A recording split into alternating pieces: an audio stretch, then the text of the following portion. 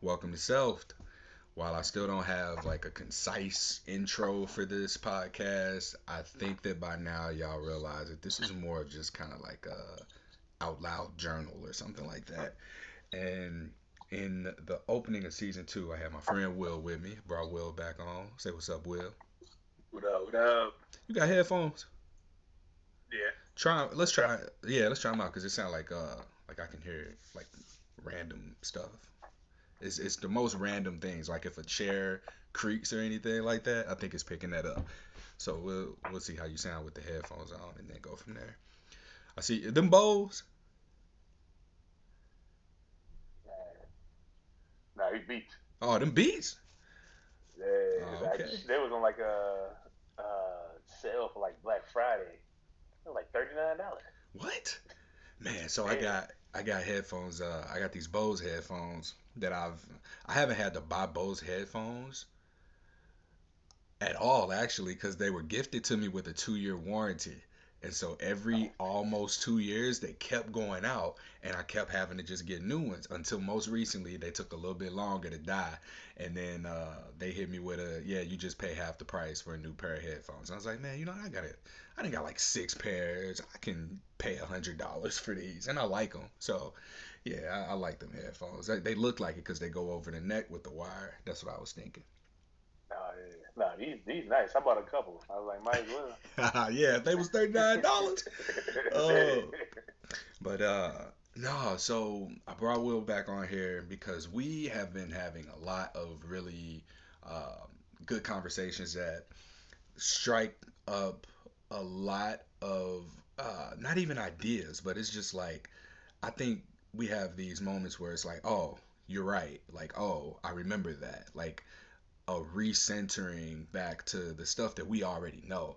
It's like things that we've just forgotten through time of just like maybe consuming media, interacting with people online, or just not having real communication with one another. Yeah, I mean that's basically what it is. I think every now and then you go through something, you see something happen, and you know how to handle it. But it's good to get that reminded in that different perspective. Every once in a while, just kind of bring you back to what it is and what you've seen before. And like you said, you know how to handle it.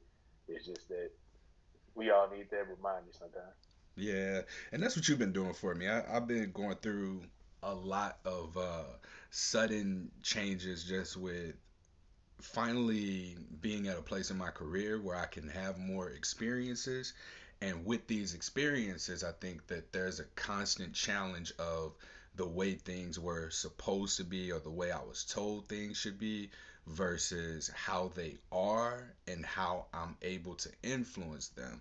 Because for so long, I think I haven't seen people around me, like my family, close friends, do any of what I'm doing between traveling, like not just locally but also internationally. I went out of the country twice in 6 months, and I don't know anyone, at least in my immediate circle, who has done that.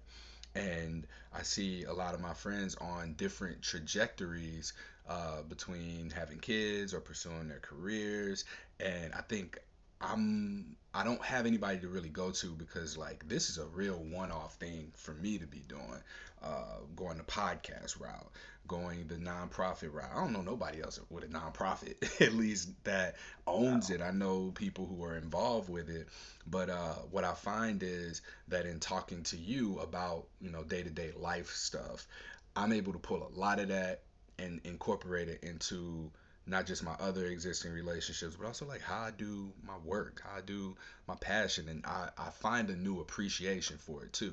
So, uh, thank you for that. I want to make sure I'm going to first give you thanks for that, but also asking you, uh, from the conversations that we have, one thing that I worry about is as men communicating too, and this could be a society thing. So I'll let you speak to it. I sometimes feel like when we talk, maybe I am taking more from the conversation Like it's not a reciprocal thing. It's like, man, I got this thing going on, and then you kind of like you really walk me through. Here's what this could be. Have you thought about this? Or you challenge me in certain ways. And I wonder if doing that feels one-sided to you, or if there's anything that like you get out of challenging or being or challenging your friend who comes to you for guidance or advice. No, it doesn't feel one sided. I think for me, I do get something out of it. I get to like put my mind to task and ask myself certain questions too. Because generally, if you have a question, if you're going through something, I'm probably having a similar situation. And I think that's one of the things that we've been talking about. We've seen them like even though we live very different lives, like you just said, you got the podcast thing going on, like a regular 9 to 5 type job, uh, and you've done all this traveling. But like I haven't done as much traveling as you, not out the country wise anyway. But generally, we still have something similar going on at the same time. So I think even if you ask me about a situation and I give you my take on it, and even if I challenge you on something, 9 times out of 10 I'm challenging myself on that same thing too. So no, it's not one sided at all. Yeah, all right, I appreciate that. Cause I don't. I've been making it a point over there, at least the last like 9 months or so, to make more deepen my connections with the men who are around me, and that's a really hard thing to do. It's like hard like telling a man I love you. It's hard like asking for help type shit. Superficial level. Like we shared a locker in college. We played football together. We would play Madden. We'd go out. We'd attempt to get girls. We'd ride together and we'd eat together. Like those were the things that we did, but we never really would get into like deep stuff. And I don't know if it was just because we didn't know to do that, if we didn't have to do that, if we didn't want to do that. So, like, what do you think took so long for us to be able to communicate the way that we are? I think it took the real world to come at us, for real. I think it was like we're in school, we got football going on, we got class going on, we got the weekends, we're trying to party and do whatever going on. It was never a time that you really got to be by yourself and experience the world as it is. Like we weren't paying no bills. We wasn't really figuring out what we was gonna eat. It was whatever's at the cafeteria. We were told our schedule, so it wasn't no real thinking for ourselves back then. So I think just having the experience outside of somebody else telling you what to do, where to be, When to be there? and all that stuff, when to be there. Yeah, I think this, I think it's just life. And then obviously you move away. I'm in Kansas City. In Portland, and just having to build, the relationships outside of college, which it was very easy for that. Like the team atmosphere and the fact that everybody's all the same age and we're all going to school and we're all in this class. So I think it's just real world shit happened, and being on your own, I think it took us to a place of actually being alone, and then be like, all right, well, how can I get that sense of community with the people that I'm closest to again? Oh shit, well, we got to talk about our lives and what we've experienced outside of being together and stuff. So I think that's what it is. I think that's what happened. With this kind of connection, relationship, friendship, going from being around each other all the time and then going off having your own experiences in life too, do you find like it's easier to go deeper with people you have already established connections with, even at the risk of rejection or deeper connection, or is it easier to just start anew with brand new people and make an attempt to connect more deeply with somebody who may not have that history with you? I think it's easier for the people that you already know, but I think at the same time, if you just being yourself, it can be easier with people that you don't know either. I mean, realistically, who's more likely to reject you? The person that you already know and been around, or the people that you don't really know? And so, like, I don't think that for most people that they would care if they got rejected by people that they barely know Hmm. either. So maybe that's a, I guess it just depends on the person there. Yeah, and the reason I asked that question is because I want to answer it too because I just thought about it as you were speaking, and I think about who I am when I'm traveling. I don't have my sense of routine. I don't have my same obligations. It's a new place. I'm incentivized to connect with people or at least attempt to. I think my risk tolerance for rejection is significantly higher because I'm also in like a more laid back mood, or maybe I'm a little bit, stressed because I'm in a new place, and but that stress is something that I think motivates me to go up and talk to a stranger, ask someone a question, ask for directions, initiate a conversation. Whereas the familiarity of my existing environment, not just with like friends and family even, but like even being here, if I'm walking down the street, and I just want to talk to somebody, I'm less likely to do it, maybe because of the sense of familiarity. So I guess it is an either or. It's not just depends on who you are, but it also depends on what you got going on, how you feeling that day. It may even be like the weather, because I'm in Portland and it's constantly gray here, and I think that that really influences the environment I'm in. We can go into that if relevant later, but as I'm thinking about this, I think that like being out my comfort zone for myself, and I don't know if this can be true for anybody who might be listening, but being out of your comfort zone, does that make you a more social person who's willing to connect, or does it make you more of an antisocial person who's like just wanting to get through the feelings of discomfort alone? Yeah, I think it could be. I think so many factors go into that. I think there's people that would say, well, I'm just visiting the place, so I'm a while out. I don't know nobody here, and they ain't gonna remember me, so I might as well just be who I am, show whatever, or be who I am, do something, different. I think it goes multiple ways. I think some people they could travel and be by themselves and just want to see the sights and do whatever and don't talk to nobody. I could see them like that. So yeah, I think it's a ton of different factors into that. That's a hard question. I think everybody would just have to ask themselves, what do I see myself as being? And I feel like yeah, when I'm traveling, when I'm not at home, I'm probably more extroverted. Like when I'm at home, man, yeah, I got my set group of friends. It's pretty much routine. It's normal. So I think it's like more, yeah. That's how I feel. I am. So Yeah. I think this is a good little intro into what we at least talked about the topic being, which was just like talking to your friends. Uh, with my work, I talk to a lot of people who are so willing to speak to me because I'm a stranger on one hand, so I'm low risk, but I have the common ground with people of having herpes, and the people who reach out to me, like, it's they think that their problem revolves around having herpes, but it's like really like more of a social thing.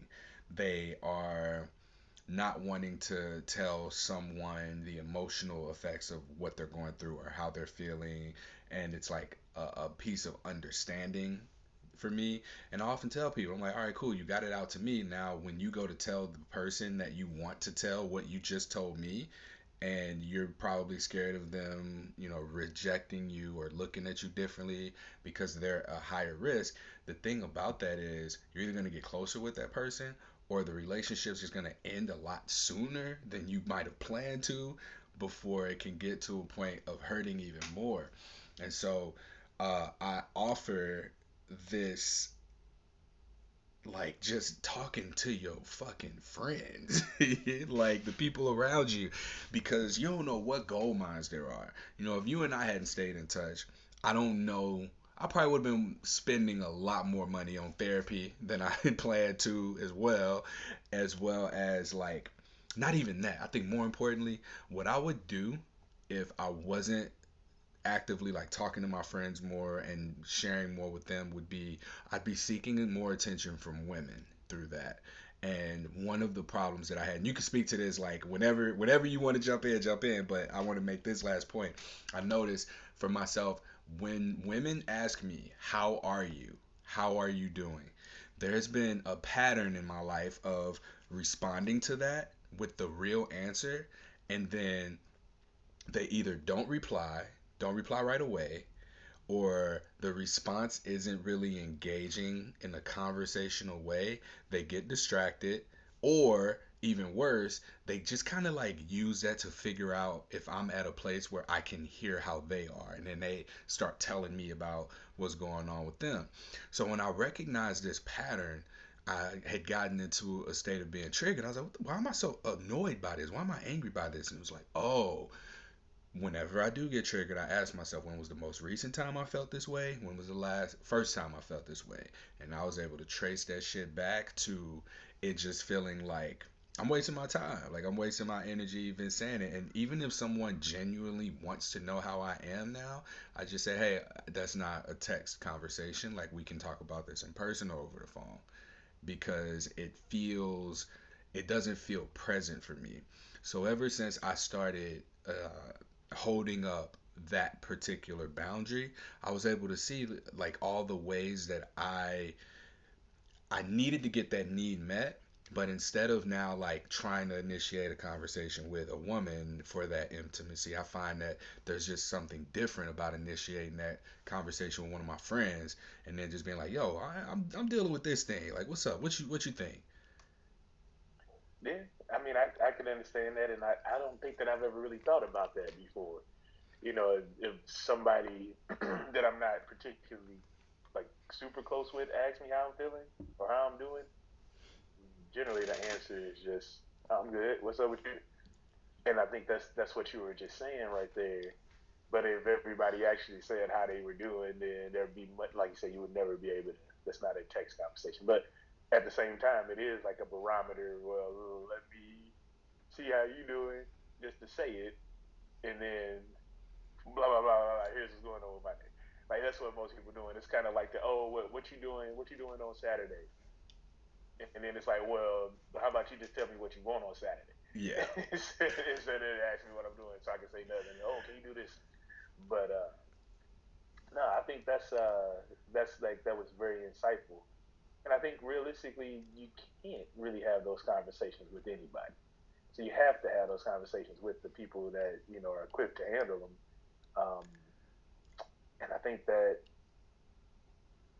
but well, I think that if you initiate those conversations with more people, you would understand the people that should be around versus people that shouldn't. And maybe yeah. that's why you said you felt like you were wasting your time, answering those questions sometimes. Hmm. Uh, but truthfully, anyway. Yeah, And because yeah, it always felt like when people ask, "Oh, how are you?" It's genuine. It's an invite to connect. Because I used to always just be like, "Oh, I'm good. How are you?" And immediately right. flip it. But that was because I was uncomfortable with the vulnerability piece. Like I want to get to a place where I'm able to really tell people how I am and engage with them at that level. But I'm getting better at picking up when the "How are you?" is not I'm here, I'm present, I want to engage with you, I want to know how you are, and then talk about it. I'm able to see a little bit more of the difference, but I hate that, like, there was someone who I know genuinely is wanting to get to know me, but I was like, I'm not doing this over text. And I think that she respected it more so than was like, oh dang, this jerk, like he doesn't want to text me. I was like, no, like it's a phone call thing. Like that's what I have to do moving forward for myself. And I haven't had an issue with this since then, except for when I let it slip. Because periodically, you might just catch yourself in a moment, or it's somebody that you want to give a chance to just see like, oh, have things changed? Are you different now? Right? And nah, same thing. And I think too, like I think that question generally needs it's just the it's just the basically it's just saying hello. But people use it in just to say hello, not necessarily really wondering how you're doing or how you've been or anything like that. Yeah. But I think the first question that you said, the way this conversation got started, is that you said you would be seeking attention from women if we didn't stay connected and stuff like that, or we didn't talk to your friends and that's what we talked about. But no, yeah, I think the same. I think if I didn't talk to you and the other guys, then I think it would probably be more. I would probably be more withdrawn as well. I think, like you said, probably have to spend more money than needed or necessary on therapy. I think, yeah, I think a lot of like more repressed. Like you wouldn't be able to get a lot of things off your chest. You'd be more held up and held within. And, I don't know. That's the importance of friends, like actual friends, not just people that you go out with drinking on the weekend. Because ain't nothing never getting discussed and talked about then. It's just, oh well, who gonna do this? Or like, who gonna go talk to that girl? Who gonna do this? Yada yada yada. And that ain't really what's important at the end of the day. It's just being yourself with the people that the people who allow you to be yourself, that you can talk to, and Yeah, that you ain't got to give them nothing, and they ain't expecting nothing from you in return. Just that exchange is you know the goal, I guess. yeah, man. And I really hope that if anybody does listen to this, if they get the benefits of the back and forth that you and I have privately, like that they're able to get that for themselves in their own day to day life. Like one of the things that I like about bringing you on here is I will talk out loud on these podcast episodes, like processing things on my own, but it is cool to have another perspective as a whole, like even as you're processing things. One of the things that I know that I've messed up with in relationships is I would bring unprocessed things to whoever I was dating, and as things process they change, and it's not solid, it's not firm. They don't know what to do with constant changing information, right? Because how I may begin processing, it's like, okay, well, here's the information I have, here's the decision that I'm going to make based off that information. And then as more information comes in and as feelings become more leveled out, there could be a whole different situation. And I know that my girlfriends used to hate that, to the point where I learned, okay, don't even bring unprocessed things to this person. If they ask me what's wrong, uh, I'll talk about it later or nothing, right? And just dismiss that shit. And we talk a lot about like how men are supposed to be. Like we listen to a lot of men's coaches content, and we exchange our thoughts about that with one another.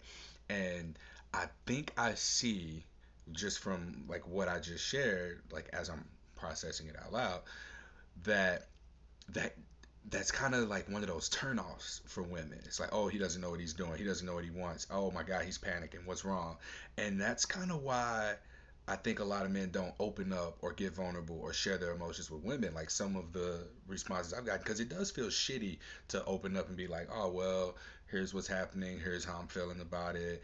And then to be met with silence or to be met with, uh, oh, he's not actually okay to hear me vent. Like I wanted to vent to you. I didn't want you to vent to me, so I'm just not gonna say anything back, right? And the more that I've like had those experiences, and the more that you and me talk, and we share these like YouTube shorts and everything with each other, the more I'm like, oh, dude, I know this already. Like I gotta revert back to, I guess, my survival instincts in a way, and interact with people according to that undercurrent of a code that we live by interacting with each other. So it's safe to be vulnerable about my stuff as man stuff with another man than and it's not really safe to do with women, at least in different contexts of like who I might be attracted to or who I want in community, because it's like that way of communicating creates discomfort within me, a barrier between us, a little bit of resentment, and then some. So I guess like I'm gonna stop talking now because I want to hear what you got to say about what I've shared at that point. I mean, no, that makes sense. It's just, I think you said it seems like you got to get back to the survival instincts, but I think what's happening is it's like, hold up, I'm still here.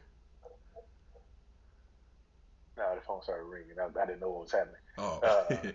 no, it's okay. But like, I think it's the survival instincts that's stopping. Tell me us more. from being vulnerable in the first place. Because it's like, all right, well, what's bringing about the pause or the halt and the unprocessing of the information is like, well, what if this happens? So in order to survive and not feel like you said that silence or that person is like not being able to like be like, okay, well, look, I can listen to you vent, but I really wanted to vent. In order to not have that, I think that's when we say, well, hold up, I'll talk about it later or whatever, because the mind is blocking us from getting there to the point where it's okay to talk about this stuff because we've been taught so long that we can't do that in order to survive, like in order to get the outcomes that we want, in order to you know feel safe, I guess you could say. And I think even though it's learned, it's still like this, so I think basically, I think getting back to the basic instincts of it, I don't know if that's necessarily the case either, though, Mm. because I don't know. There's just so much more going on now, and there's so much that we haven't talked about since we were little boys that we weren't supposed to. So it's like, how do you get past that? Yeah, just by talking to your friends. But at some point, we got to get to a place where we can talk to other people too about it, and it be okay with us, no matter what's on the other side of that outcome. I don't know if that makes sense or not. So what I'm hearing in relation to what I said is even going back to the survival instincts comment. So having the survival instincts and going back to that is also keeping us from connecting because the default survival instinct is don't be vulnerable, don't share emotion. But if we can get through the other side of the discomfort that is reverting to survival instincts, what we will then be able to do is be vulnerable with the people we can be vulnerable with. Because if we're talking about survival instincts, we default to men, and whoever we're interacting with, we date women, so they default to women. And traditionally women don't like that shit. Women don't want to hear emotions from men because it flips off the panic switch. And then men, we know if I want to keep her, I better not act this way, right? So it's almost like there needs to be a transcendence of the survival and look at what it means to thrive. It's like, okay, if I want healthy relationships, if we're going to survive in this community, one, we need to be able to connect with and build trust and connection and vulnerability with people. So to me, I guess what that looks like is I guess exploring masculinity from a lens of vulnerability or being a man from the lens of men, like men having more of these kinds of open vulnerabilities with each other and then being able to reflect on it rather than what I know I've seen in myself, which is using women to decide what it means to be a man. So I would enter, it would be like pursuing sex. It's like, oh, men, women have sex. Like that's what we do, or try and like be in that energy, be in that proximity, and just try and have like doing what survival, what we're supposed to do. Like men supposed to be with women or whatever, right? And so since being able or closing out what I heard you say, which was just we got to get past that default thought process and level up or level out into a place where we can think beyond this is all you are, like a two-dimensional transactional relationship, not just with other people but also with ourselves, and see that there is more that we can be and that there are more ways to engage with each other. Is that in the ballpark? Yeah, basically, and like I think what I was saying is like too, if we can get to that place of doing that, then the information won't be so hard to process. Like you were saying before, like you would come with have processed thoughts and then it would change. Well, if we got to the place where it was okay, that we felt like it was okay, and we unlearned all the things that we stopped, that we learned, then the information will be what the information is because we'd be in the moment and feeling whatever it was, and then being able to explain it at the same time. And so at that point, it wouldn't change because we'd be in tune or connected to what's actually going on. Yeah. So Oh, I thought you was about to say some more. I was like, No, no, that was nah. That was good. Man, this excuse me.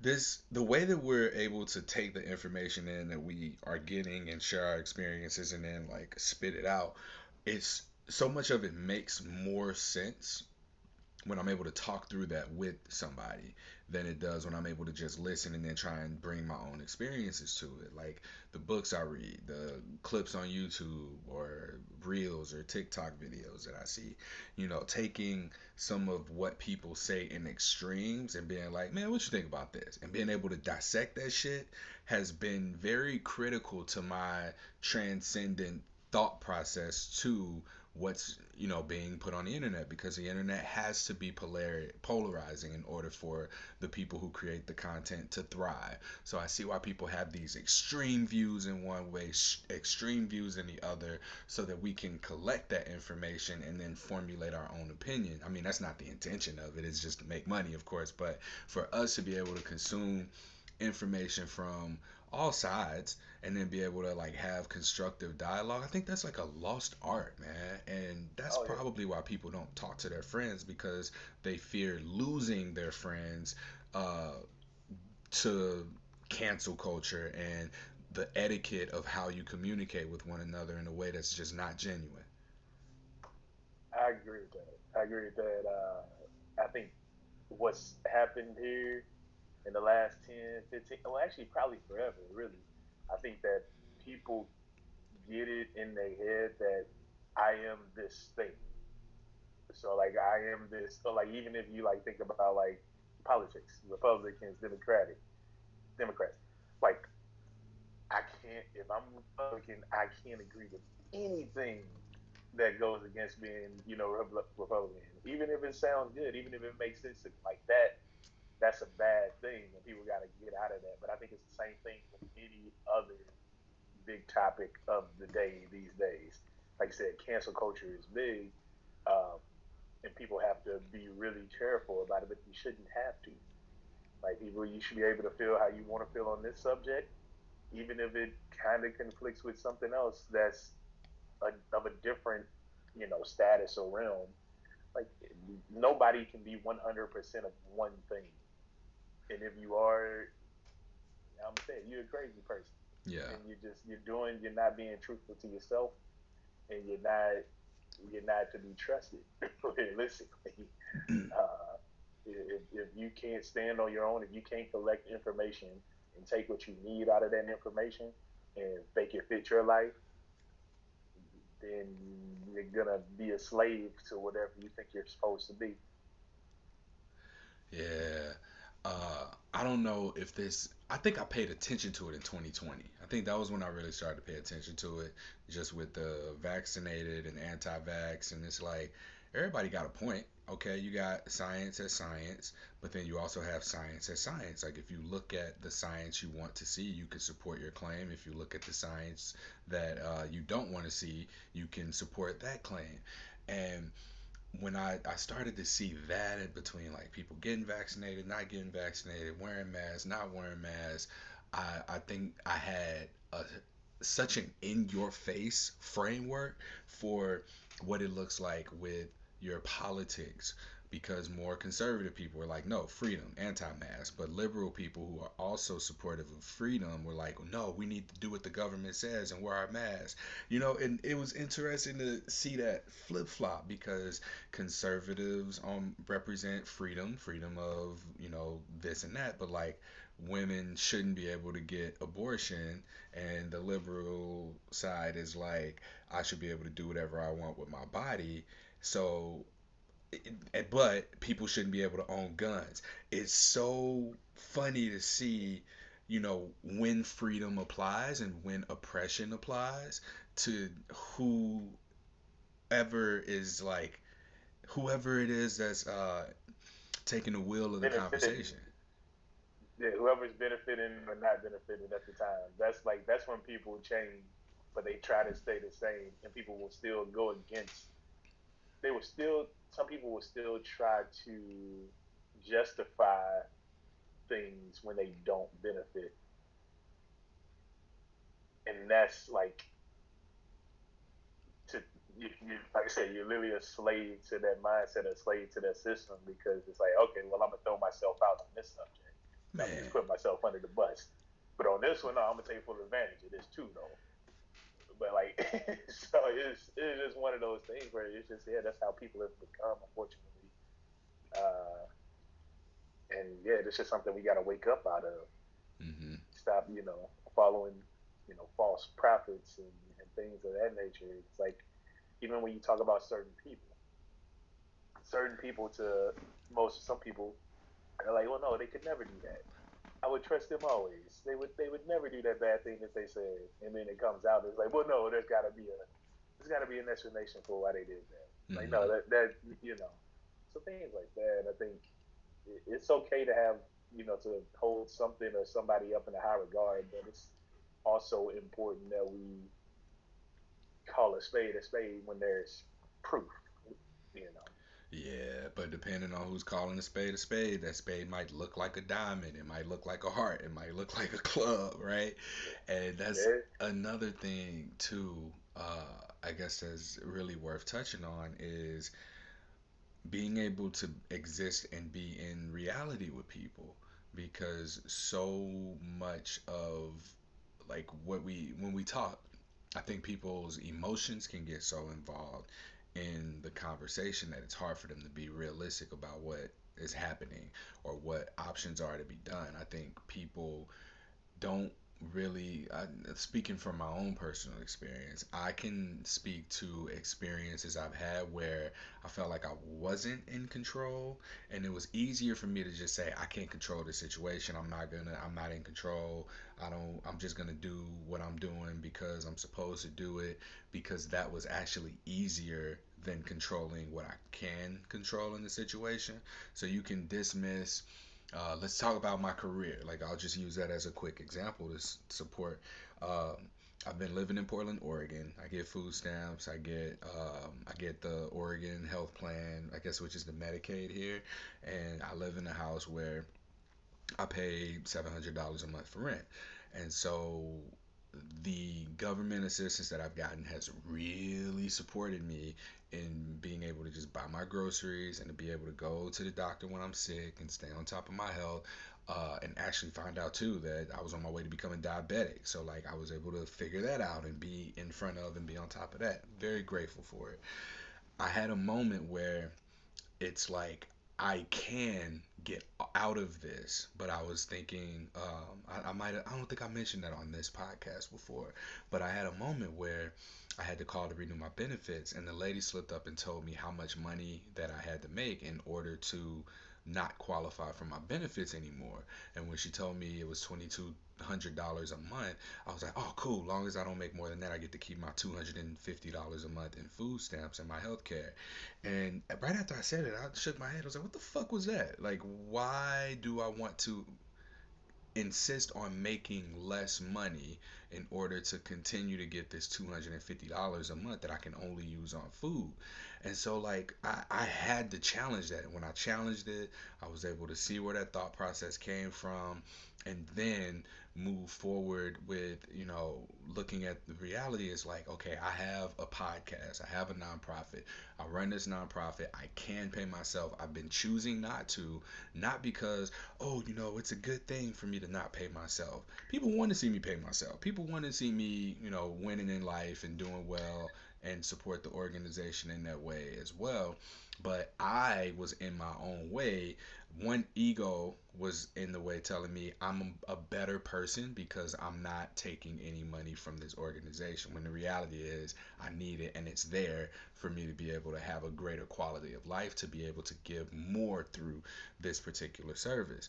So, um, when I talked to my board, we made a decision, we set a number for me to be able to pay myself, and I realized like I had a moment where like my chest hurt because I was like, damn, I gotta let go of these benefits, I gotta let go of my identity as the person who's doing the work that I do, and uh, the only person who doesn't take any money for doing what I do, and that shit was hard. Like it's really hard to challenge yourself in that way. So I say that because that was me looking at a situation that I had no control over. It's like, well, I need these benefits. I need to work enough. I need to do what I'm doing. And then I was like, well, no. There are things that I can control. I can control paying myself. And when I do that, yes, there's consequences. I'm gonna lose these benefits and I have to keep paying myself. But that is a challenge that is important for me to continue to work through and take on because I mean that's really part of what life is about. Like I'm in a very specific, unique opportunity to be able to do not just what I enjoy doing, but also to be able to make a living doing what it is that I love doing and still make the impact for other people. And a lot of people never take the time to just ask themselves, uh, why why do I feel like I don't have control, or why am I unwilling to challenge this thing? And I think that that's like what friends offer when we are able to bounce these ideas off each other too and challenge what we believe in the status quo and to see that from different angles. Yeah. Now I remember when you told me that too, and I was thinking the same thing. I was like, yeah, you could replace that 250 by making by paying yourself. You can replace a lot of that stuff by paying yourself, and then get the actual you know feeling of rewarding yourself for what you're doing instead of like not rewarding yourself, which is a whole another can of worm that You that we know, can get you into. rewarding yourself because when you say that, it's like, okay, now I'm rewarding myself, and before it's like, well, shit, was I punishing myself? Like, what was happening in my mind if I wasn't giving myself the reward for doing good? It was like, was I punishing myself for doing good, or what was happening? Unintentionally, yeah, Yeah. unintentionally. You're like not thinking because I've done it myself. Like I was always I never really indulged or paid my or, did things super nice for myself until I probably say about 2019, 2020 as well. And it's like like Was that when you got like your why? truck? Yeah, Yep. yeah. It was just like living, just never truly doing the things that I wanted to do, even though I could and I had the means. And it's like, why am I doing this? Why am I not taking advantage of this? Why am I like I've done enough? But I think that was a thought I was telling myself that like, you haven't done enough. Like you haven't done enough yet. You don't deserve it yet. You don't need this or whatever. Yeah, it was all any excuse that I gave myself. It was all the underlying issue was you aren't enough yet. I think, or you haven't done enough. You don't deserve it yet. And And what I don't is know where they came from really. what is enough? Because I find myself doing that too. What does enough mean? That's a good question. I don't think that it is. It clearly it don't mean shit. Because it's like you are enough. You have done enough. The fact that we're here every day, making making our own way through life and living and surviving, like that's enough. Working hard, that is enough. So if there's this concept of enough, then there's also a concept of not enough. And enough is just putting us in a range of existence. But is there a such thing as too much? Like we gotta have this not enough scarcity mindset, right? The pursuit of enough, which is the pursuit of more. And in the pursuit of more, we could probably get hooked on that and then just like have too much. And where's the balance? Like what's the balance to find and land on and be comfortable with what enough is? That wasn't a question to answer. That was just one to reflect on. Oh, okay. Yeah, cause I was like, he's yeah, like, it was gonna take me a minute to damn. think about that real quick. But I mean, that's kind of like when you answered my question at first. Are you more social or able to connect better with people you know or people you don't know? And it's all situational. When it comes to food, I know there's enough food. I'm able to make enough food to feed myself and then be able. I know that I'm gonna eat again tomorrow, right? It's not too much. It's too much when I gotta throw shit out, right? Because stuff went bad or because I'm unable to eat it all. I cooked it and it's gonna go bad, right? And I think that we can use the scarcity to too much mindset to land on what enough is. And so much of what I'm seeing in life right now too is really about presence and being present right now. When you're cooking, when you're grocery shopping, when you're eating, are you here when you're doing all of that? And real in reality of, okay, there's enough food for right now. This is enough food for the refrigerator right now, right? Not, oh my God, I only got paid. I get paid every 2 weeks, and I got to make this money last. So I'm gonna buy all the groceries right now, and I'm putting them in the refrigerator, and like be outside of the frame of presence to where there's that indulgence of too much or the scarcity of too little. Because I think that they both like play hand in hand too. If you think there's not enough, then you might do too much. And if you have too much, you might lose a lot of that because, or even if you have like the scarcity mindset, I'm trying to see how those two can play out, but I'm not able to articulate it very well. But Well, you if said the first half of it right. yeah, You yeah, said and we're gonna leave it there. if you got too much, then you said if you don't have enough, then you don't. Wait. What did you say? if Say you it how you said it. if you have a scarcity mindset, you're gonna pursue too much Right. But because if there's you not have, enough. But if you have but too much, you don't really have a scarcity mindset. So it didn't work. That's why it so didn't well, work. but you can overindulge basically if you have too much, That's it. and I think that's like I think it comes down to the middle ground of it This being ain't no what you CarMax said. commercial. You putting I know, CarMax in the right? camera. I was like, uh, but no, what you but it's said? like I think the you said I think presence is the thing. Like you said, presence is the equalizer. Ooh, When you have too podcast much, title. you can't be present. Podcast title. Presence is the equalizer. Yep. When you have too much and you overindulge, you're not being present. When you have too little, you're constantly thinking about the little that you have and trying to get more, so you can't be present either. Or So I preserve think it, or even preserve the little that you do have at the expense of getting more. well, I think that you still just can't be present in the moment because you're either trying to preserve every little bit that you have or you're constantly trying to get more. So I think that's the true medium. Like when we say what is enough is when you can be truly present in whatever it is that you're doing. Hmm. So like I said, if you're hanging out with your friends, can you be present? Or is the scarcity of what's happening outside got you on your phone?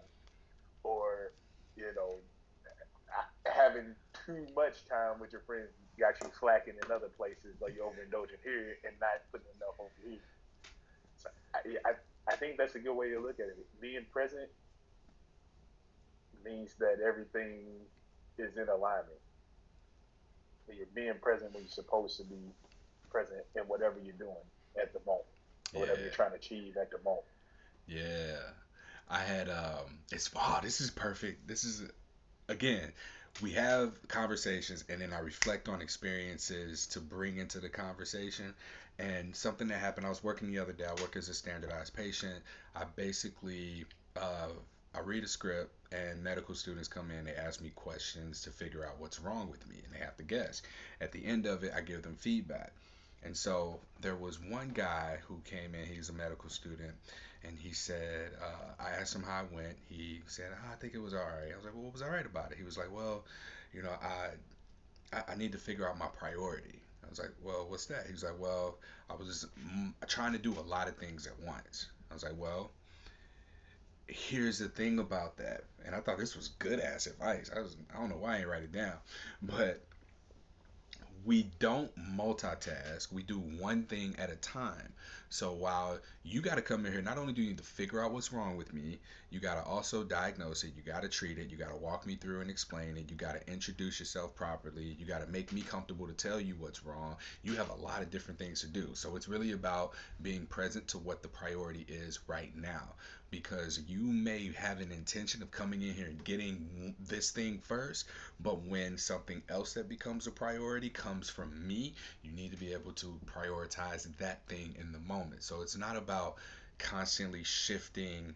Uh, it's not about doing all of this at once. It's about being present to when it happens, being able to identify it and come back to that as the priority accordingly. So this, I mean, shit, presence is the equalizer. Yeah, yeah, yeah. Because like I've heard somebody say that there is no such thing as multitasking, like you just said. You're doing a bunch of things that are less than optimum quality. You half-assing a bunch of shit. That's it. Half-assing a bunch of shit. Yeah. Yeah, If you're man. doing five things and you need 100, you need 100% to do one thing in the most efficient and effective way possible. But you're doing five things, you're doing five things at 20%, Yeah. and maybe even the range is a little bit worse on some of the things. Mm-hmm. Yeah, like I can't sit here and take like I can't be present and really take notes. I can't be present in our conversation and like text and respond to messages that keep popping up. Like I have to just be here because that's really what these conversations do. And animals even know that shit. I was hanging out with my friend's roommate's dog, and he hates when you look at your phone. He'll like touch me. The No, dog. be yeah. He's a dog. He's just like be here. Be present. Be present. Big ass Rottweiler too. Think he a puppy. And that's really a lesson to be learned. Like nature, animals. Um, I think that we have such positive responses from the world around us when we are present because ain't nothing wrong right now. Like Eckhart Tolle says this. He says all suffering happens in past and future, in memory and imagination. When we can be present right now, everything is okay. So like right here, right now, if I take a deep breath, this is fine. This is good. Now, if I was on fire, that's different. Like I gotta get off fire before everything can be okay as it is. You know what I mean? If I'm in the But that's process, that's a crazy thing to think about too, though. what? How some people are never present unless things are going bad. Like think about that. Like you said, if you're on fire, or if just any the worst thing possible, it's the only way to get some people present. And if that's the case, yeah, like you're never, like you said, you're never present. But the only way to get in this, I think that's why some people have such are drawn to issues and drama and all of that stuff because that's literally the only way you can be present sometimes. But What does it feel like to be present? I think it just feels like literally not having any thoughts or any fears, or like you said before, there's no fear or anything or scarcity. I think it's just being in the moment, doing one thing, whether that's just hanging out with friends, talking to somebody, being out on a date, whatever, hanging out with the dog, whatever. I mean, that's just all that there is. I think that's just what being present is. If I'm having a conversation with you and you're on your phone, that's not being present. Like, If I had to say what presence feels like, I would say that there is just an awareness of where you are right now. That's the feeling, a feeling of knowing where you are in space, what you're doing, a sense of just self, not even focus really, because you can be present with just it being quiet, it being still, with the thing that you're doing. Like just being able to take a breath and check in and be aware of what's happening in your body, just immediately around your body, whatever. If there's a sound, if there's a taste, if there's a feeling, if there's a smell, if there is touch, hear, taste, smell, see if there's something that you can look at. Because like I think I was walking, I just looked at the birds. And I was like, damn, this is presence. Like I just watched the yeah, bird just, and that's presence. And there's a feeling of connectedness. Even if you listen to music, I was listening to Toby Nwigwe, uh, Eat, him and his wife Eat. The name of the song. That shit yeah. hard. That's my shit. Nah, no, that's And it's been a while since I heard it. I play that when I'm benching heavy. And I was just like, in this, I was like, damn, she's spitting right now. Like, what? I'm about to get on first name basis with Beyonce. I was like, hey, that's tight.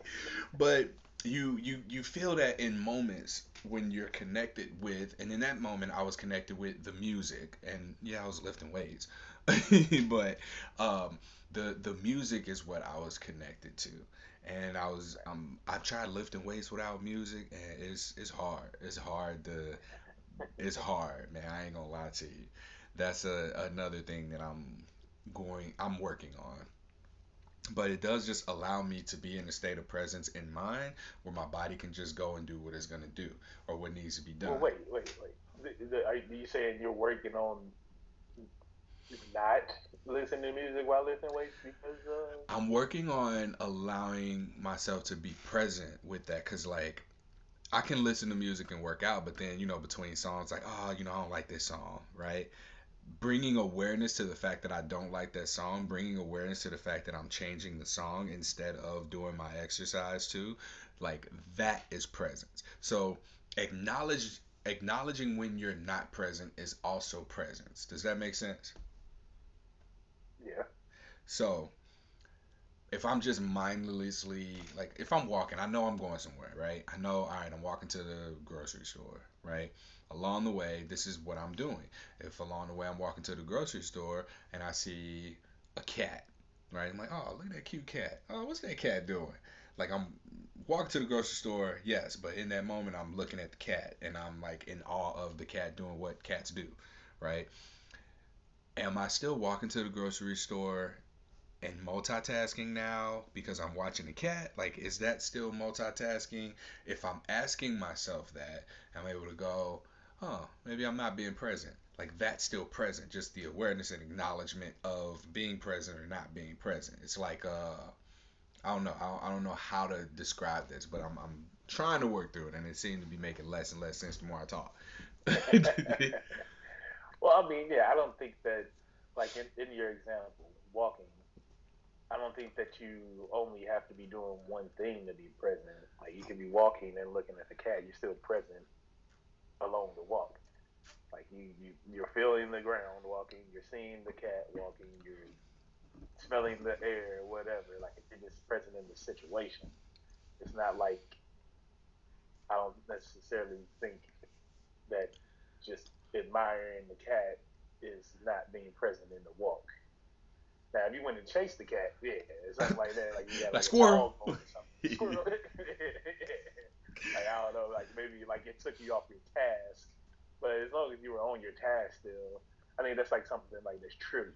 But like I think if you were walking and then you started to think about this weird thing that you did in high school Oh, the past. and started feeling bad about yeah, started feeling bad about it, like damn that was dumb. Why I Yeah. do that?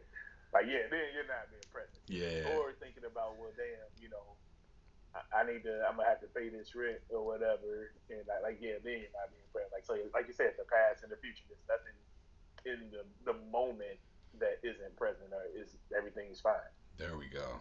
So just unless you're on fire.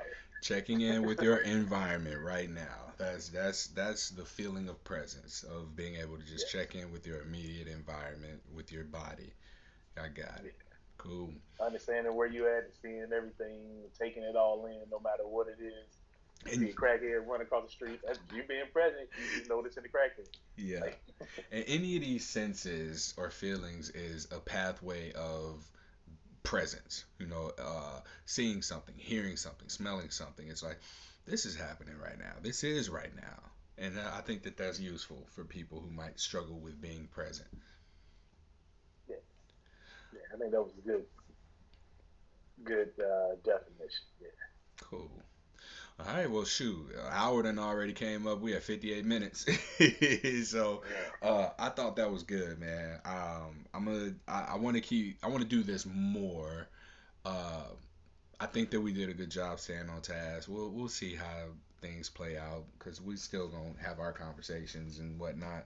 But to be able to just like have this and record, I think this will be good to put out into the world for people to, if they stumble across it, just see that there's ways of existing, and that some of what we talk about are hopefully like just transferable things or things that are relatable to other people's experience that they can pull from this and apply to themselves so that they can live a little bit easier. So thanks for being on here. I'm gonna go ahead and shut this out. This is Presence is the Equalizer with Will Combs.